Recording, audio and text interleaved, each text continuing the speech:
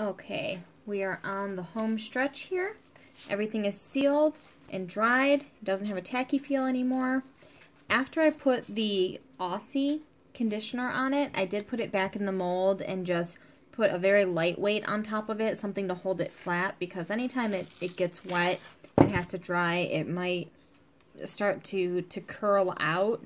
And I found that even after putting the conditioner on, it gets that curl as if it was wet again. So I let it dry for just about 15 minutes with the conditioner in a mold just to make sure that it stayed flat. So what we need to do now is we need to put the holes in it so we can go ahead and lace it up. I'm going to use the lines on the binding just to help me line up the holes. I'm just going to sort of freehand it here, not too worried about making them perfect. They usually fall in place pretty well. So we're going to want 2 on each side, about a 1/2 inch apart, about a 1/2 inch gap, maybe 3/4 of an inch gap between. And then the key is when you flip to the other side, really make sure that you are putting it in the same spot.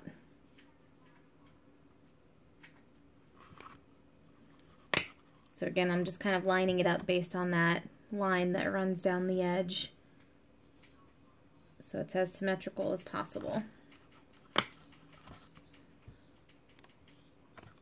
The only one that gets popped through is this one.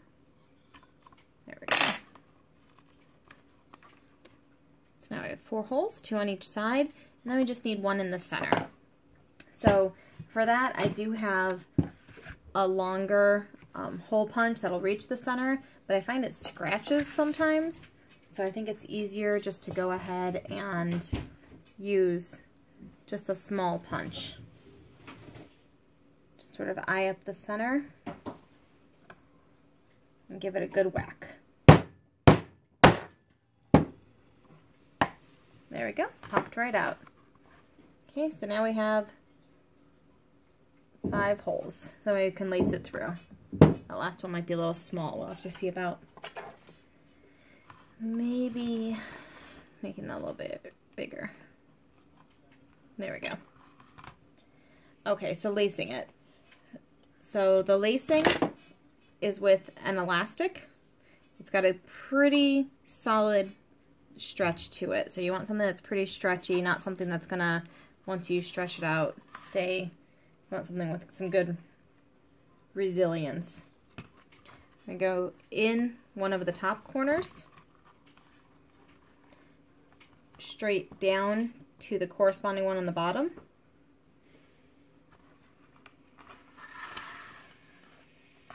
Then back in through the other side.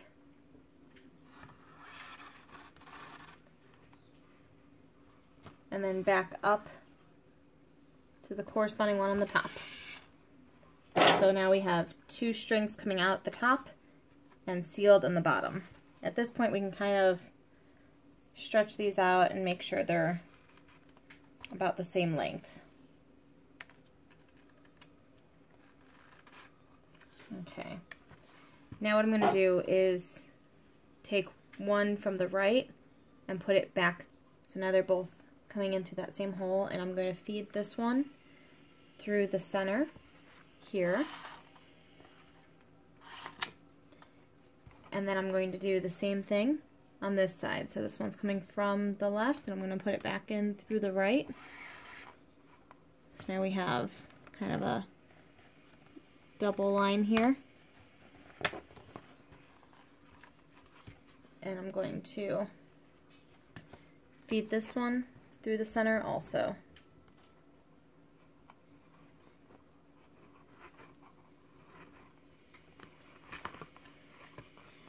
Sometimes, depending on how big the hole was, you may need some needle nose pliers to help feed that through.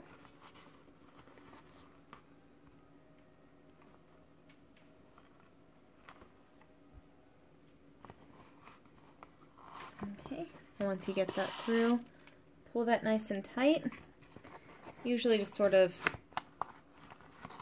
twist these around so the lines are nice and nothing's really crossing over here. So it's going up through the center. And pull them nice and tight.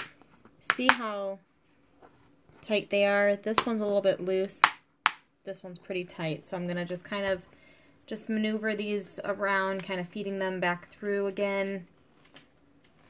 Trying to tighten up where it's loose. They don't have to be super tight, but you're going to have them holding a notebook, so you want them to be pretty tight. And then once you have both of them through here, through the center, you want to just tie just one overhand knot like this. And just keep sliding it down towards the binding of the book so the knot holds nice and close to the edge of the book. Then I normally see what's going to wrap around the book total with like a little bit of a stretch, not too much. You don't want it to be too tight, but you don't want it to fall loose around the book. And now once I know where that's going to be, tie one more overhand knot. Try your best to line it up around that spot, but just don't tighten it too much. That way you can check it out again. Okay, it's around there. Could be a little bit looser, so when I pull that knot tight, I'm going to pull it in towards the book. There, it needs to be a little tighter, so I'm going to pull it in towards the book. If it needed to be a little bit looser, when I pull it tight, I'd pull it out towards the slack there. Pull it nice and tight. And there we go.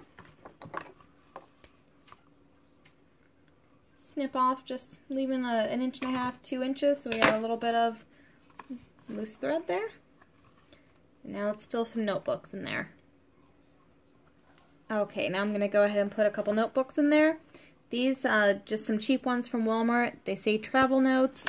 I more so like them because they're blue, and Doctor Who's notebook is blue, so it goes together. You're going to open it up right in the center of the book.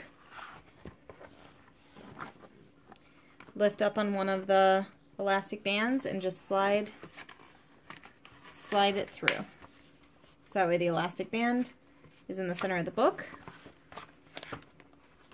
And just repeat for the second one. Lift up on that elastic band, slide it through on the center. And now any 5x7 notebook refills this perfectly. Got the elastic band on, and we're done. Beautiful Doctor Who, River Song, TARDIS, phone box, notebook.